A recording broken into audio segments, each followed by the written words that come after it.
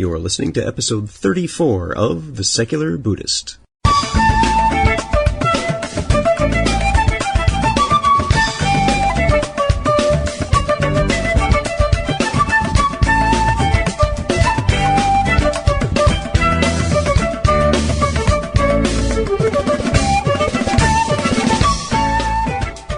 Welcome to The Secular Buddhist. I'm Ted Meissner. The Secular Buddhist is the podcast and website for modern, secular application of early Buddhist thought. The podcast has interviews and roundtable discussions pertaining to engaged Buddhist training and practice, and the companion website has show notes for each episode, along with resource materials on Buddhism, critical thinking, science, secularism, and skeptical thought. Though the podcast focuses on core practice from a secular viewpoint, more traditional teachings are welcome and openly discussed. Professional journalist and founder of the Rochester Meditation Center in southeast Minnesota, Doug McGill, speaks with us about the challenges of right speech in our modern world.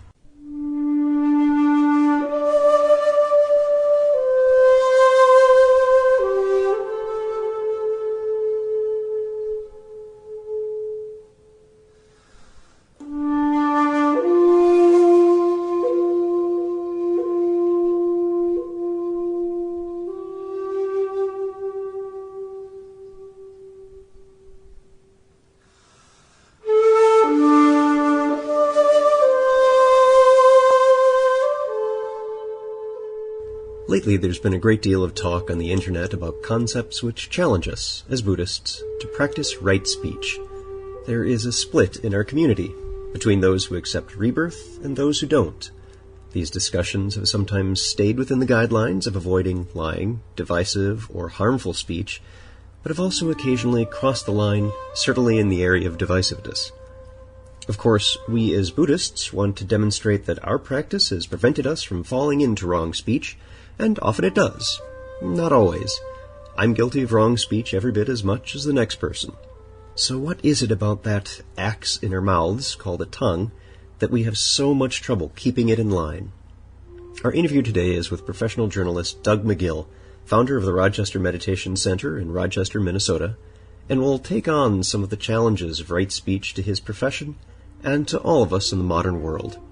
So sit back, relax, and have a 2 old, cold black coffee, because that'll put you in the frame of mind of a busy newsroom. And we're here with Doug McGill. Doug, thanks for being here. Glad to be here. So we were chatting a little bit about where we had met actually at a Buddhist ethics seminar that's a week long with Andy Alensky, and had some really good conversations there and afterwards. And so we decided to do this interview because you have a particular way and particular practice with one piece of the Eightfold Path that I really will want you to focus on. But first, why don't you tell us a little bit about your background and how you came to have a Buddhist practice? Sure. I started to have a Buddhist practice.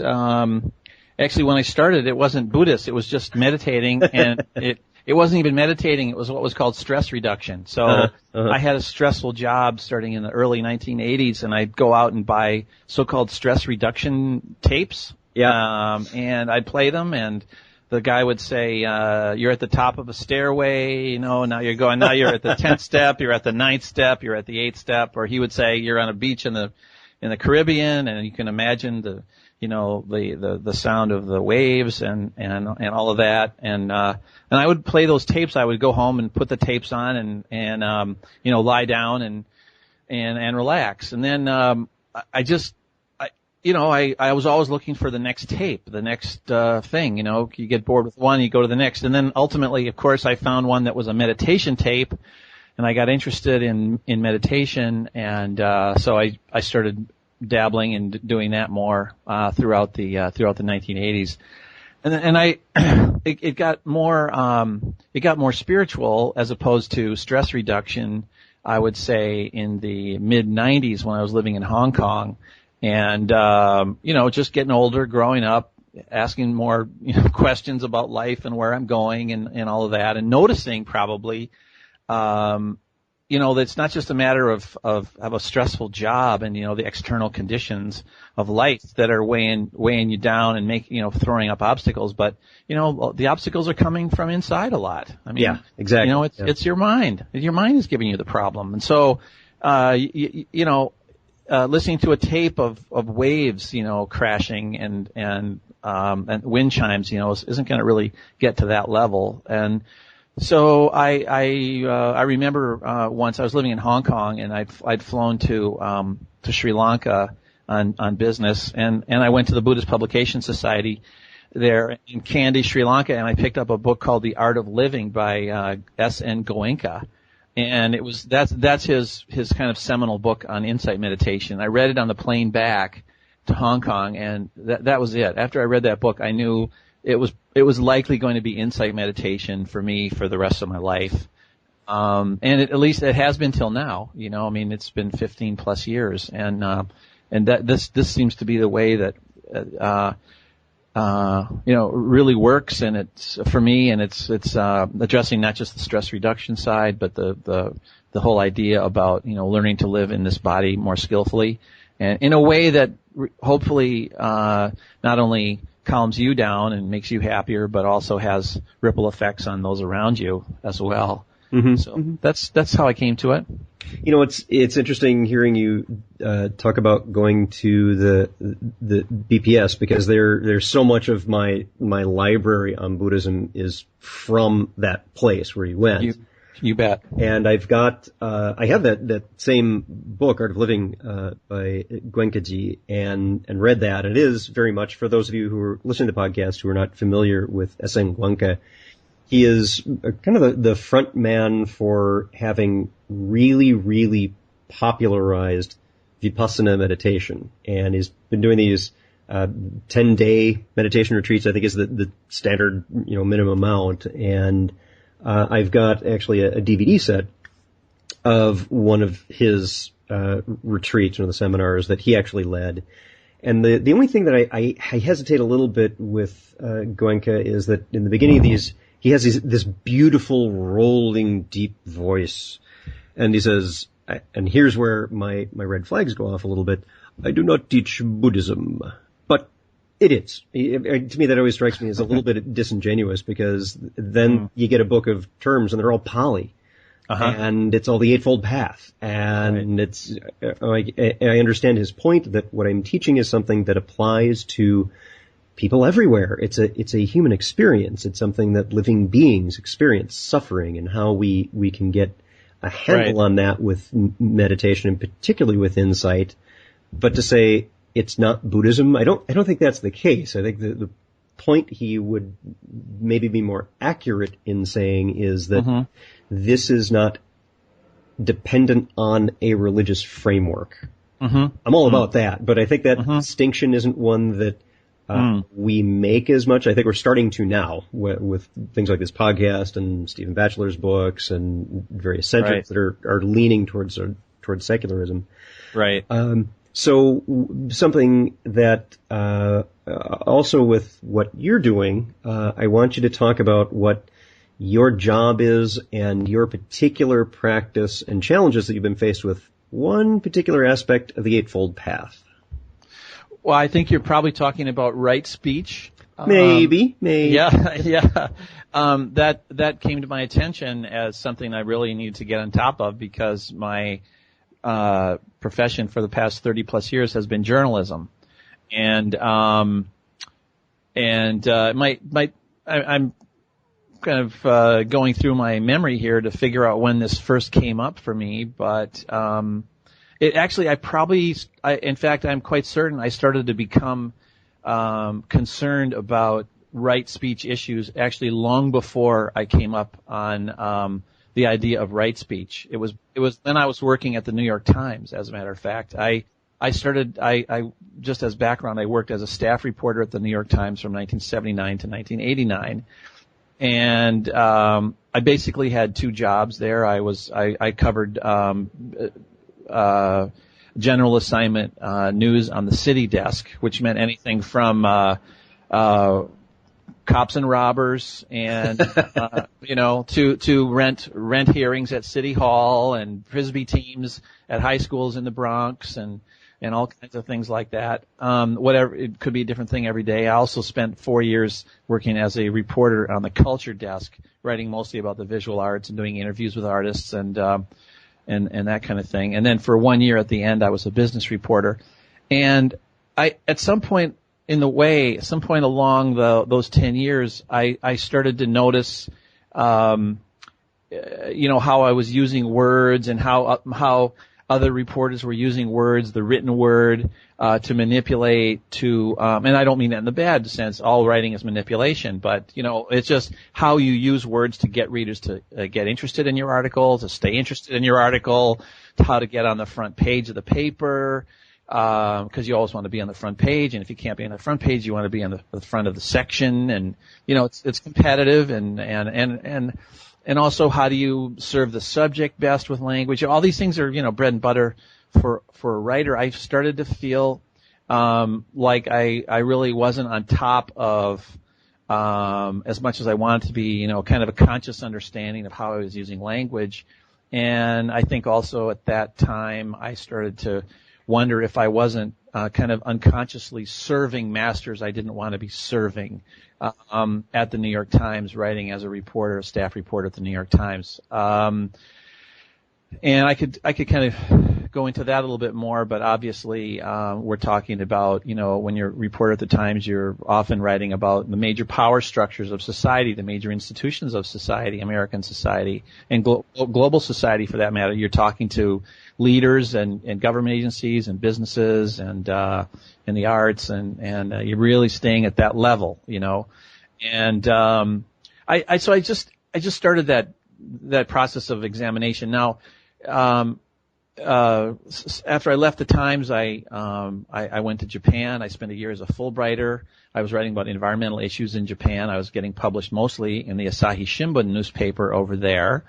Then when I left the Asahi Shimbun, I worked for Bloomberg News as an editor and later as a bureau chief in the London and Hong Kong bureaus. And, at Bloomberg, it's the world's number one, financial, news agency now. And, in that role, I was responsible for hiring and managing hundreds of reporters covering the stock markets and the bond markets of the world. And, again, I on the one hand, I was thrilled to have the job. I just thrilled to be traveling, to having my eyes open, to, in London, I traveled a lot through Europe, and in Hong Kong, I traveled a lot through Asia, but I was still bedeviled in a sense by, was I using language to serve what I thought was my or any human being's kind of higher purpose in life? I mean, yeah. Or am I serving a master that if we really got down to it, I really wasn't that comfortable serving that particular master. In the case of Bloomberg, it's the world financial markets. And, so anyway, I give this to you, Ted, just as background for, the kind of questions that started to come up for me. And, then in 2000, I moved back to Rochester, Minnesota, where I live now, primarily because my wife developed a brain tumor.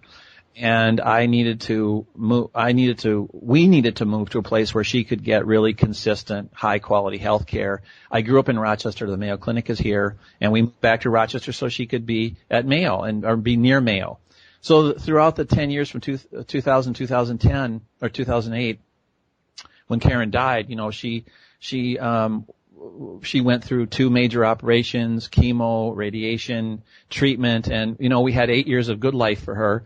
And then I, as far as being a journalist goes, during those years, I worked as a freelance writer, primarily writing articles about immigration, and human rights, focusing on the immigrant populations of Minnesota, and teaching journalism, which I did, at the University of St. Thomas and Carleton colleges. So, and then what happened to kind of round out the story, I write a blog, McGillReport.org, and on that blog there's two main columns, the left-hand column and the right-hand column. The left-hand column, throughout the 2000s, I wrote articles about immigrants and human rights, immigrants in the left-hand column. In the right-hand column, I wrote articles where I tried to explicitly address these issues of conscience and language that I was referring to before. About what is it to be a journalist, and how does one handle language ethically?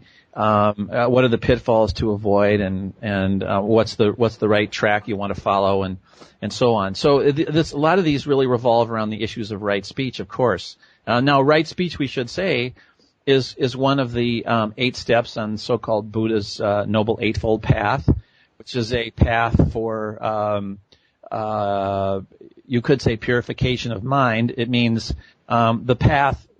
It means specific ways to behave internally and externally, sort of to go to lower the amount of kind of mindless, destructive, reactive behavior, and sort of open one's innate goodness and one's innate morality, so one can act more out of that and out of those principles and motivations, rather than the reactive motivations of greed or aversion and those types of things. So right speech it's one of the steps on the path, and there's the Buddha lays out in numerous places in the Pali literature. He lays out very specific, practical guidelines for what is right speech, and the famous one is that one wants to avoid four main types of speech. One wants to avoid speech that is lying, untruthful.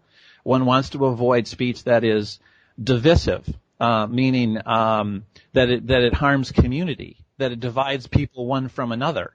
The third one is harsh speech, which is aggressive, abusive speech that hurts another person, and hurtful speech. And then the fourth type that you want to avoid is idle speech, meaning chatter, gossip, sort of like endless proliferating descriptions of things that are neither here nor there. They might be amusing or diverting, but they're basically just keeping your mind off of what you should be thinking about, which is, being a good citizen and a good person. And I'm actually going to exercise that right now by taking us off on a tangent that I love the Pali word. Yes. For this is Sampapalapa. It's just, it's got its own nice little beat to it. Sampapalapa. Yeah. And it's that da-da-da-da-da kind of beat that really represents what this is. Very nice. Mindless stuff that does not help. Yeah, it's blah, blah, blah. Right. And it's interesting you brought up that point about the difference between divisive speech, and pisnavacha and harsh speech, parusavacha, one is the separating of groups. Right. And the other is more towards a particular focus, like one set or one person, where just hammer on that, not hammer to separate the gap. Right, exactly. And another distinction often made between divisive speech and hurtful speech is it can apply this can apply to both, but there's usually divisive speech tends to be more intentional. And where there's malice aforethought, and hurtful speech tends to be more simply reactive, and a defensive thing. So you're running into issues where you've got the whole issues with maybe not so proudly serving the corporate masters, and there's an integrity issue there, and government, and government, right? And that's.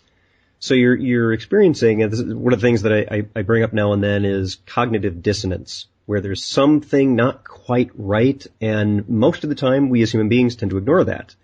We just know there's something not quite right, but we don't really focus on it, look at it. And for a lot of people, they may, for example, be in a religious infrastructure and not be particularly religious, and they're starting to notice that, oh wait, I can still be not religious, secular, and still be doing this practice, and I'm still a good Buddhist, and that's okay. And that's one of the things that we're trying to foster, that idea that it's all right. There's a lot of different ways to do the practice that are still adhering to the Eightfold Path that we're talking about.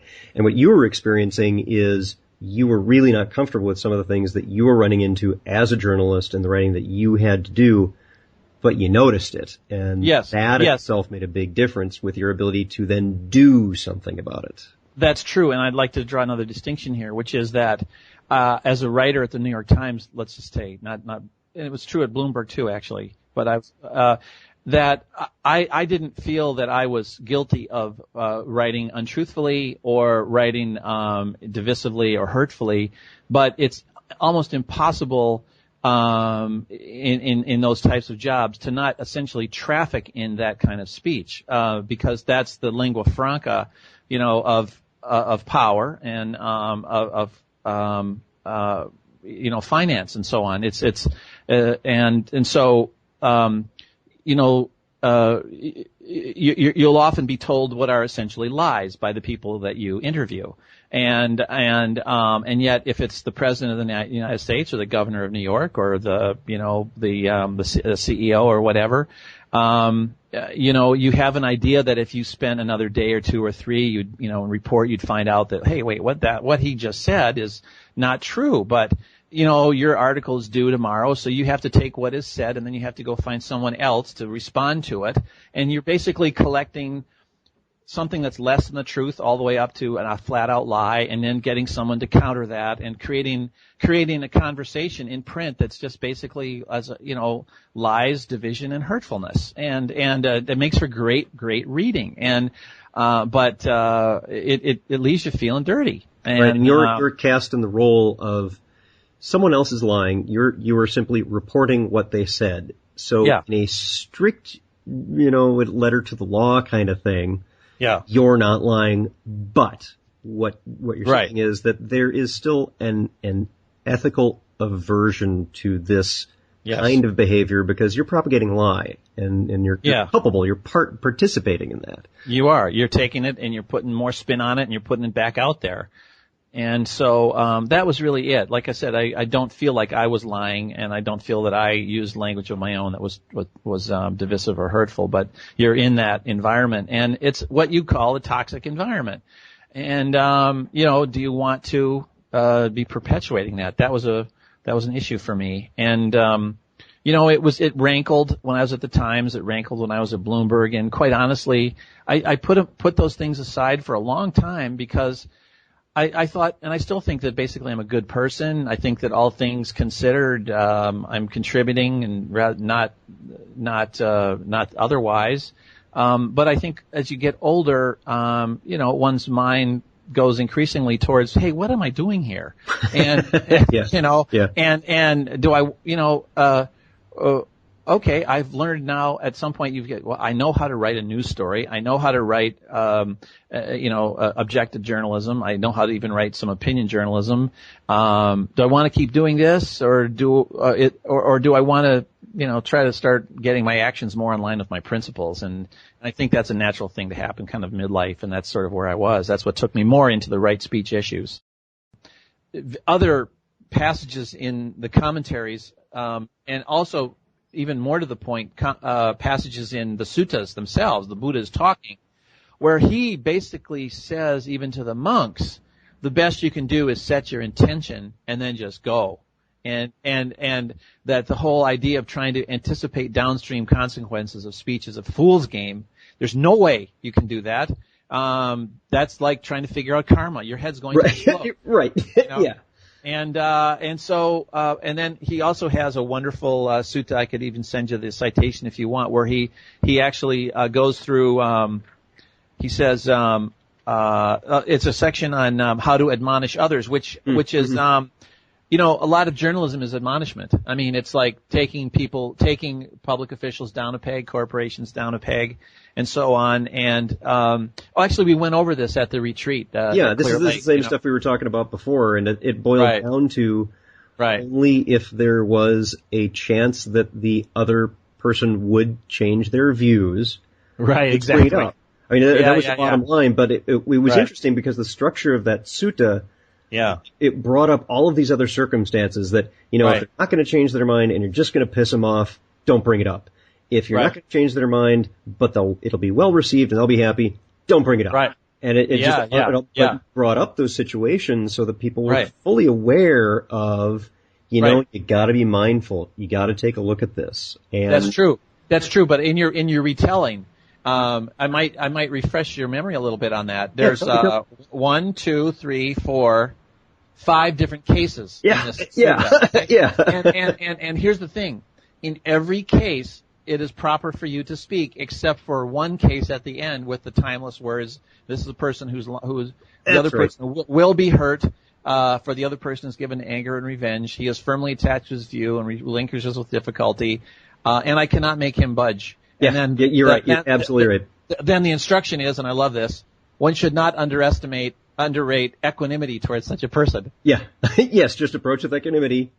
Yeah, that's and it. Enjoy the silence. Exactly. And even then, the Buddha does not prescribe speech. He says, don't underrate equanimity. Consider equanimity. He's not saying don't speak. So I found that whole section to be excellent, and that is the Kinti Sutta, Kinti. Oh, that's right. But here's a couple of other areas where journalism and Buddhism have conflicted for me. One is in the area. This is separate from right speech, mostly, but the whole area of the presentation of suffering, which is there's a lot of ethical issues involved in that, and part of my complex with journalism has been the questioning of the motive of seeking out suffering to present to others, and how to do that in a skillful way, to understand why you are doing it, how to do it in a non-exploitive way, how to do it in a way that is safe for yourself, as opposed to links up with your unhealthy conditioning that, like say in my case, makes you seek out sob stories because you're wired to do that for your own unhealthy reasons, your own neurotic reasons. I mean, that's not good. That's sorry, delusions of, being able to help, but not having your own shit together, and that kind of thing. Yeah. So, that's been a part of it, and I've done, part of what I've done over the past 10 years. One of the areas that I've been able to work as a journalist, to get over my writer's block, if you will, has been in the area of human rights, where I felt like, okay, I feel okay about pushing the button and publishing this article because it's about a person who's in jail for having called the sky blue. And that's just wrong. I don't care what happens. I'm going to write that story. I'm going to put up with whatever happens as a result and put out it goes. And, but honestly, I'll tell you, anecdotally, last year I did a whole long series of stories about human rights abuses in Ethiopia, and if at all interested, I could show you links to the comments page on articles that I wrote about people in prison, about people who were wrongfully murdered, about collective punishment on a large scale, about torture. And what happens is those stories become triggers for the most abusive, the most hateful, the most injurious comment streams you've ever seen in your life, that triggers death threats against myself. It triggers, threats of lawsuits and all the rest of it. And you, even when you do that work, you wonder, is this helping, or can I making it worse? Can I cope with all the invective it inevitably triggers? And so this, and I'm not, I'm just saying, this is deeper even than right speech. And also another thing to think about is just the fact that conditions in the world today are much different than they were when the Buddha lived. And there are new issues that need to be addressed. And I do think this idea of secular Buddhism overlaps here because and this is one of Stephen's themes and yours too, which I like a lot, which is things are so different today. We do need to engage in some conscious updating of the and application of the basic teachings to modern conditions. Now, it's obviously there's not only the internet today, which allows anyone the chance to speak globally and instantaneously to everybody. That didn't exist when the Buddha existed. Plus, this overall noxious cloud of abusive, harsh, and idle speech is an environmental threat to our minds that did not exist when the Buddha, and so we need to think about guarding our sense doors and about skillful ways to deal with this particular noxious cloud. And we're consuming it. We don't even know we're consuming it, but we are, and it's affecting us. So, what does the Buddha say about that? And if he didn't say something explicitly about it, how can we skillfully, draw from the ethics of what's on the record to apply? So there's these areas that you could call it's a branch of engaged Buddhism, that is interesting to me, and no one's dealt with it. Now, and even a guy like David Loy, who would be a great person for you to interview if you haven't already, he talks about how, you've got the three major world institutions, broadly speaking. You've got the military industrial complex, you've got the corporate world, and you've got media. And, the military industrial complex perpetuates hatred, the corporation world perpetuates greed, and the media perpetuates delusion, and it's all institutionalized on a global scale.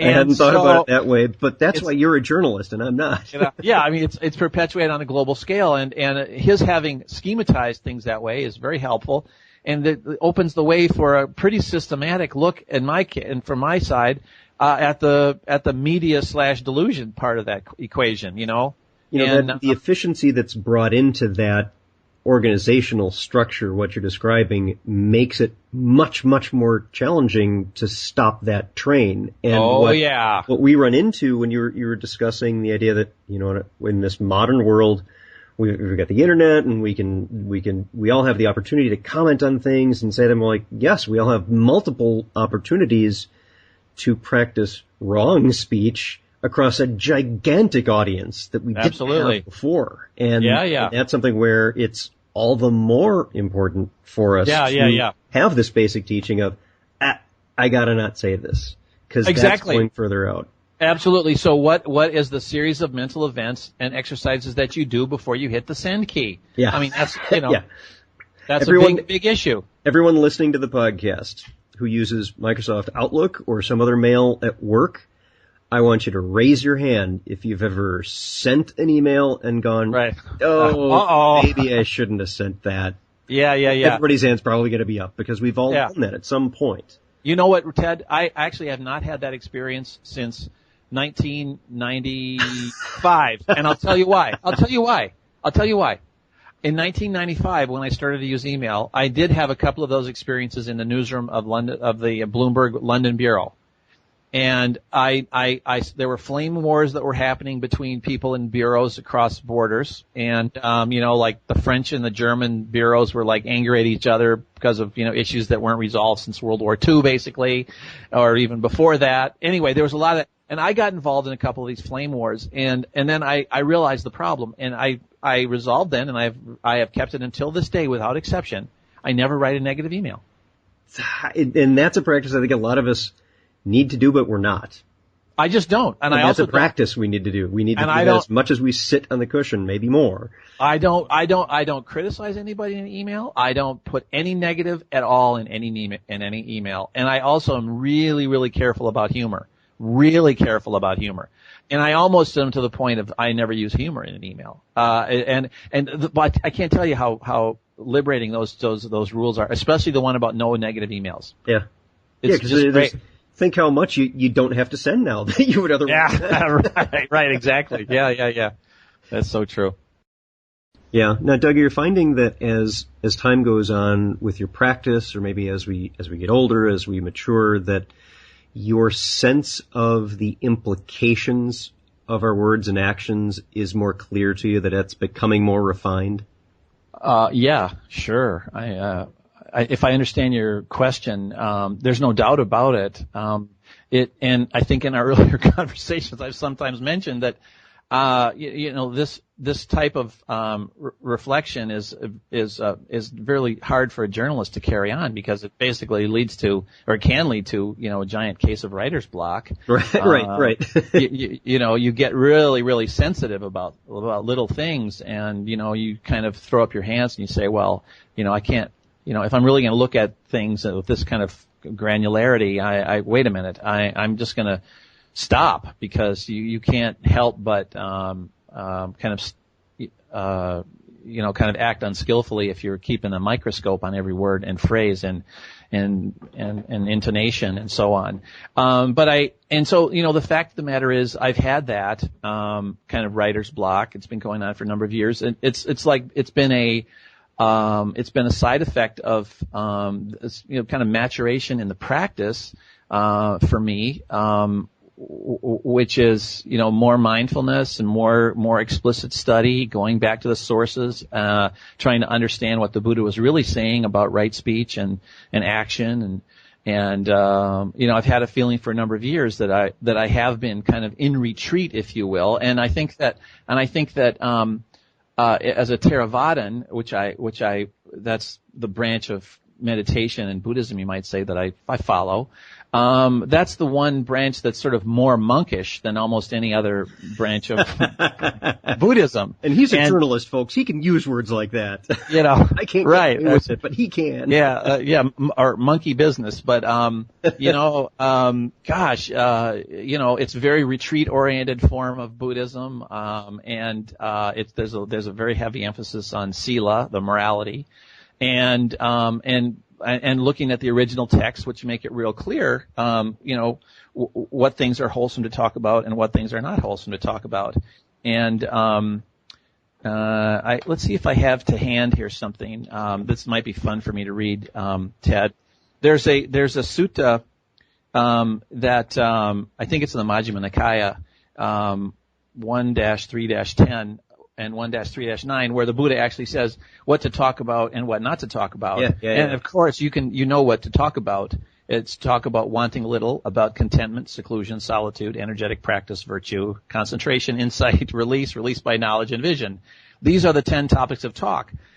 Now, then of course, for a monk, right? And then, right. Or for like a lay practitioner who's really taking, this thing seriously and trying to just really. Well, okay, let's just really take it seriously, see where it goes. So here's the list of things not to talk about. Whereas some ascetics and Brahmins remain addicted to such unedifying conversation as about, and here are the things not to talk about: kings, robbers, ministers, armies, dangers, wars, food, drink, clothes, beds, garlands, perfumes, relatives, carriages, villages, towns and cities, countries, women, heroes, street and well gossip, talk of the departed, desultory chat, speculations about land and sea, talk about profit and loss. And, there's journalism for you, That's life. Exactly. They just summed up life. It sounds like television wasn't on the list, though, so we could talk about Jersey Shore later. Awesome. Yeah, exactly. So there you go, and I think I actually not only think, but kind of hope that possibly at this stage in my evolution, I'm getting to a point where, I'm loosening up a bit. I and ready, I do hope, to kind of enter the fray again, and to be more relaxed about speech and understand, because I've, in recent years, even in recent months, with the help of teachers like Andy Olensky and Steve Armstrong, who are really both really, great teachers and Kamala masters, coming to some understandings about how to balance the so-called relative and the absolute, and it's really all about that, and realizing that as practitioners in Theravada, it's very common for people to go into kind of retreats like this, but ultimately, it retreats in real life, so to speak. I feel, and one can fall into the error of kind of conflating the absolute and the relative, and thinking that your job is to lead your life in accordance with what Buddhism says about the ultimate nature of reality. Well, monks can do that sometimes, but it's impossible for lay people to do it. We're in the relative world, and all we can do is the best we can do, and one can get some real simple but firm guidelines, and then just go out and do the best you can. And mostly it amounts to just understanding or realizing that your job as a writer, a journalist, or anyone who uses speech is to try to be as certain about your intentions as you can, and try to regularly reflect that before one speaks, one's doing it out of good intention, and then let the chips fall where they may. I think you touched on it right there, one of the most important things, because this question comes up a lot, particularly for people who are new to the practice, that whole idea of non-attachment. And I remember very clearly at one of the Sunday talks at the Zen Center, someone saying, but I'm not going to do that. I love my kids, and that's not going to change. And that comes from a fundamental misunderstanding of what is meant here, that this is specific instructions for monastics who are on a path towards total liberation. Right. You need to let go of stuff. There's not the intent that lay people don't love their kids. Of course you love your kids. Right. Now, where you're touching on, and this fits into that perfectly, is intention. That you love your kids, but you don't smother your kids. There's not that grasping, and that's where the intention is, that your love for your kids is one that permits them to grow. It is one that does not cause harm. And again, that's where the Eightfold Path ties into that. It's in everything we do as part of the practice. Yeah. Now, something else I wanted to touch on, that we were speaking before we started the recording, we were talking about you had experienced during this last retreat you were on, we were talking about sloth and torpor, and that your mind was hitting that, kind of dozy thing, and there was in a way, I've heard of that kind of thing, that experience as kind of retreating from what's going on, that there's a resistance to the meditation. And that what you had said, tell me, just repeat for everybody here who's listening, kind of what that story was and what the fix for it was, because that ties into, I think, what you're experiencing with the writer's block too. Right. I was experiencing what is kind of classically called sinking mind, and it's a situation where you're doing, I guess it could happen when you're walking, but I think it's more common in sitting meditation, where you enter the meditation feeling energetic, feeling wide awake, and yet as soon as you start watching the breath and having continuous mindful awareness, you find your chin on your chest, and you're out cold, like someone cold cocked you. Yeah, and this is not. It's important to note, this is not a physical tiredness. Exactly. That's what I'm saying. Is wide awake. Absolutely. And typically, too, you walk into the meditation hall filled with what seems like energy, and I'm going to have a great sit because I'm just noticing a lot and I'm feeling very up, and this is going to be great. And then the next thing you know, you're out cold. And this was happening to me repeatedly at this retreat last week. And so I talked to both Kamala Masters and Steve Armstrong about it. They were running the retreat. And they defined sinking mind as a situation where your energy level is lower than your mindfulness level, and so the fix is to up your energy, and the way you do that is to resolve to be more mindful, to notice more, literally to notice more, and the distinction here then is it's not a physical form of energy. It's not like, you want to be, pumping iron to get your energy up, or taking a protein drink, or Red Bull, but rather, you just say, you set the resolve to be more mindful, to notice more in moment to moment. And having set that resolve, then, one finds that one's mind will, especially if you come to it with, earnest resolve and desire for freedom and liberation and so on. Then what happened to me was, the next time my head started going down, I woke up, with my head halfway between upright and down on my chest, and I woke up right in the middle of it, and I said, oh, I have sinking mind. I am noticing I have sinking mind, and so I woke up with my head halfway down, and I pull it back up again. And then you continue, just notice, oh, this is what sinking mind is like. This is what it's like when the mind is like on that, precipice between awake and unconscious. And right. You start to play with that a little bit, and then you get wide awake because you're interested in the whole situation. Mm-hmm. And that's what I was going through. And so it sounds like when you were describing that, what you've been doing is really going through the Pali and really studying the suttas and all this, it was striking me as you're kick-starting your energy for journalism.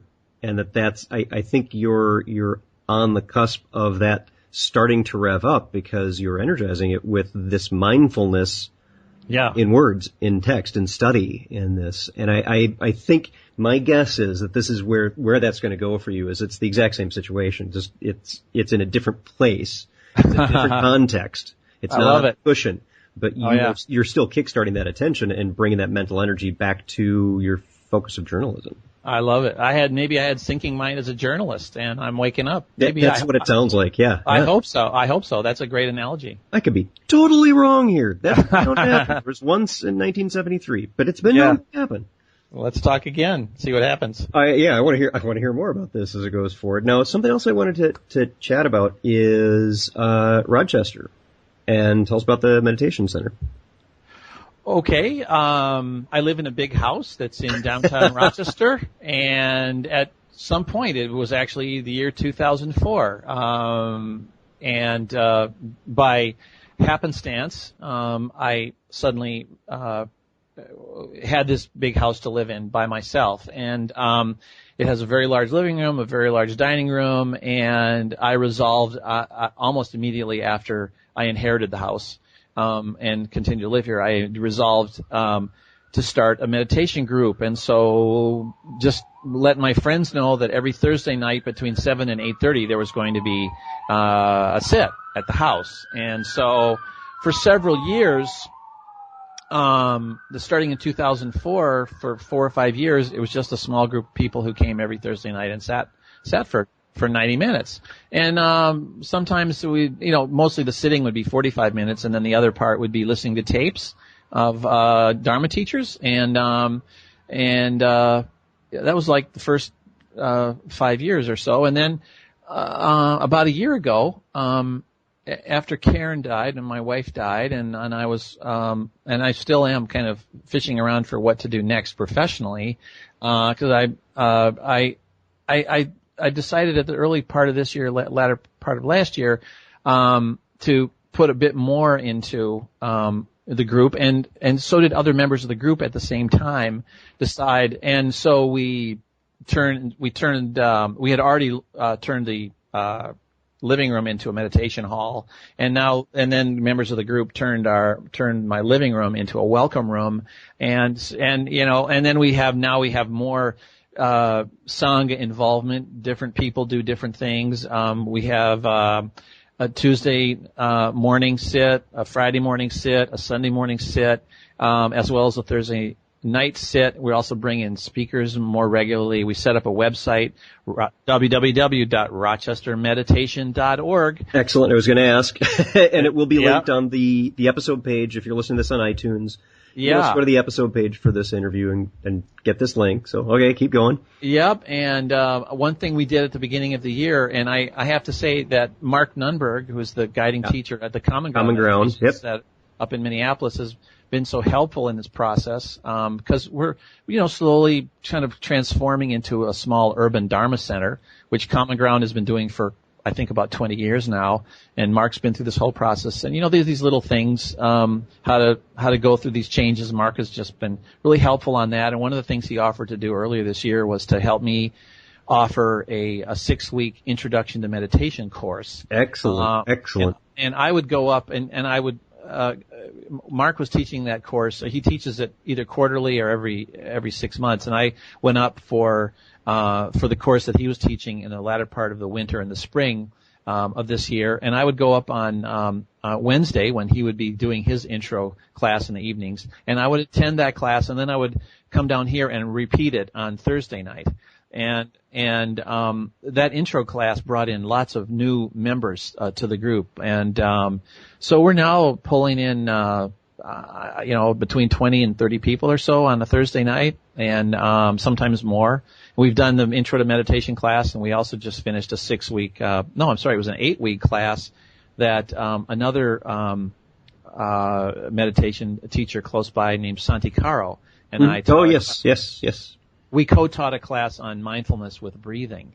And so every time you do classes, you bring in more people. So now we call ourselves the Rochester Meditation Center instead of a Rochester Meditation Group, and we have more formal activities, and we continue to grow slowly. Mm-hmm.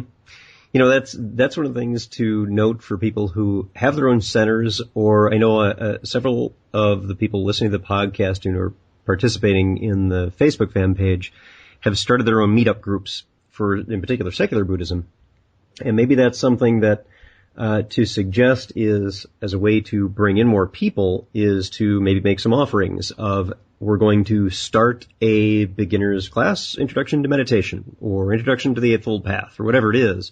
It sounds like, Doug, what you're saying is that when you do offer these, you get a lot more people than typically just having the regular meditation sessions. I'm absolutely saying that, and I think that the appeal is what it does is it connects with a yearning that's out there. People want to learn how to meditate. They have an idea, and I think it's well founded, that meditation has good benefits for yourself personally and for your family and for your community, and they want to learn it. So, like an intro course always brings in more people than we had before, and we work with an email list, and that email list has grown over the years. I think we probably have 120 or so on it now. And what happens with those intro courses is I'll write a blurb that we're going to be offering an introduction to meditation class on, running from this week until that week, and with the date and with the specific dates and so on. And then I send it out to all the members of the center, and then they send it onwards to their friends who might be interested, And that's how things grow, is that it goes from friend to friend, and it's word of mouth, and it just draws in more people.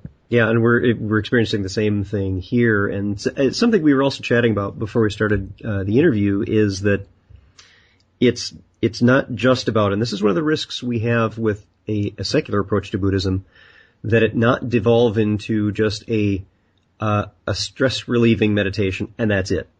Yeah. That really the Eightfold Path of these components, much as we kind of hear the term Eightfold Noble Path as a religious framework, and oh my gosh, I have to become a whole new religion.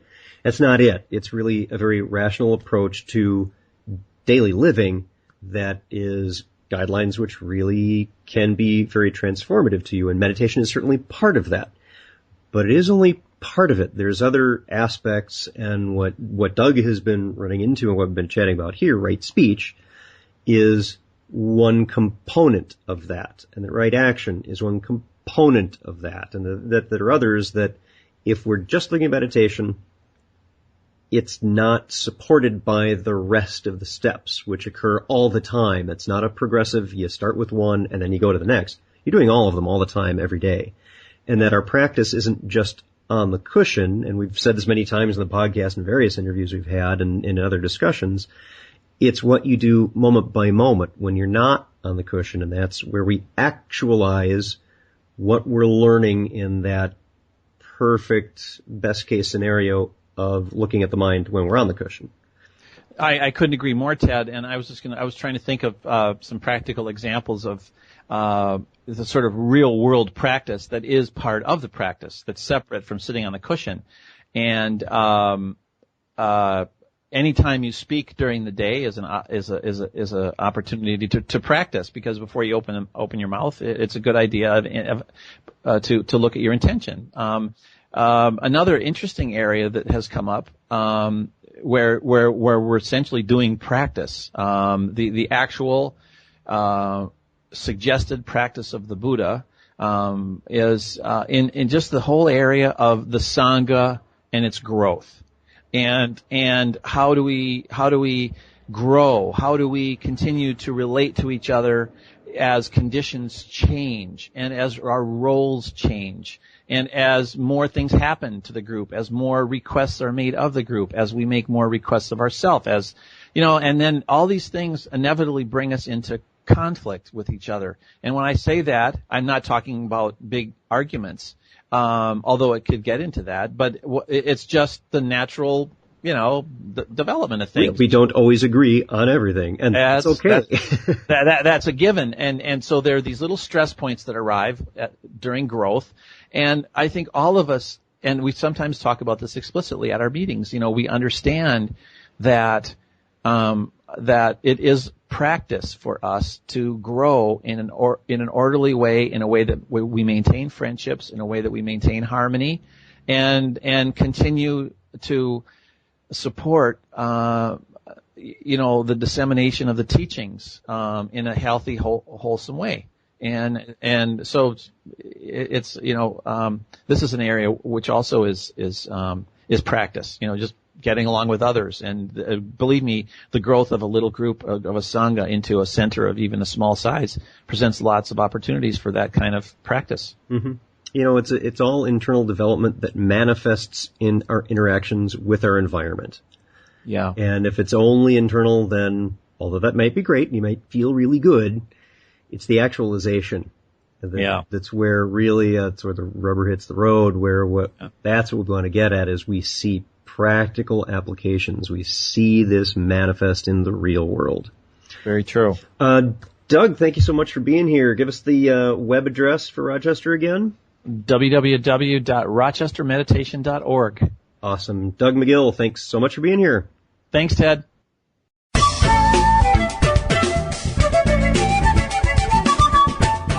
Thanks for listening. If you'd like to learn more about something you've heard in today's podcast, please come visit the companion website at www.thesecularbuddhist.com, and you'll find an entire web page devoted to this and every episode. There are also links to discussions about today's topic on the Secular Buddhist Facebook fan page. The music for The Secular Buddhist is used by permission from John Kaizan Neptune's CD, Steps in Time. Additional music is provided courtesy of Monty Levinson of Taihei Shakuhachi and Rodrigo Rodriguez. Their websites are linked on The Secular Buddhist on the About Music page. Until next time, remember, every moment you have a choice. Make it the best you can. See you next time on The Secular Buddhist.